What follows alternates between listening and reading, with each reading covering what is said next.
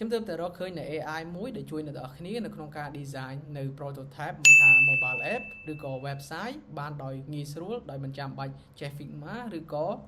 UI UI design ទេអញ្ចឹងមុននឹងខ្ញុំប្រាប់អ្នកទាំងអស់គ្នាសូមអ្នកទាំងអស់គ្នាជួយចុច like ក៏ដូចជា follow ខ្ញុំម្នាក់មួយដើម្បីតាមដានរាល់ការចែករំលែកចំណេះដឹងអំពីបច្ចេកវិទ្យាទាំងអស់គ្នាអញ្ចឹង AI មួយនេះមានឈ្មោះថា Stitch យើងអាចចូលទៅកាន់ browser ឬក៏ Chrome របស់យើងទៅហើយ search ពាក្យថា stitchwithgoogle.com ទៅគឺយើងអាចប្រើប្រាស់នៅ AI មួយនឹងបានហើយអញ្ចឹងចង់ដឹងថាប្រើបែបម៉េចខ្ញុំនឹងបង្ហាញអ្នកទាំងគ្នានៅក្នុងវីដេអូនេះ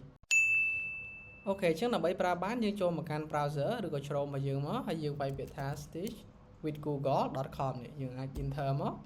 អញ្ចឹងយើងនឹងបាននៅចូលនៅកាន់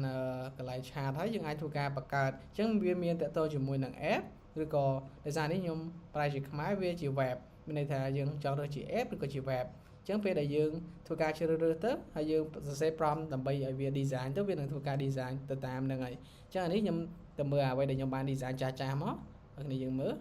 អូខេអញ្ចឹងនេះតកតជាមួយនឹង UI ដែលខ្ញុំបាន design ចាស់ៗយើងអាចមើលមាន mobile app ឬក៏បើយើងចង់បាន web ក៏បានដូចគ្នាអញ្ចឹងយើងអាចធ្វើការ copy វាទៅកាន់ Figma ក៏បានដែរយើងចូលមកកាន់ more នេះមកហើយយើងនេះចូល copy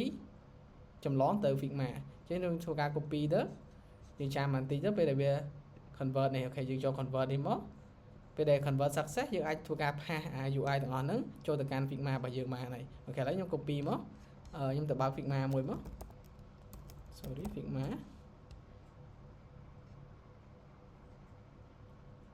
ចឹងយើងចាំបន្តិចទៅដោយសារ Figma វារៀង slow តិចដែរអូខេចឹងយើងអាចបើកនៅ UI ណាមួយដែលយើងធ្វើការឥឡូវខ្ញុំសូមបង្កើតថ្មីមួយមកអូខេ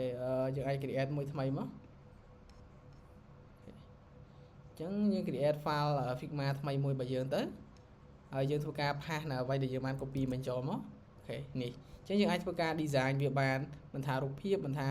អីមួយយើងអាចទាញតាណាតាណីក៏បានដែរ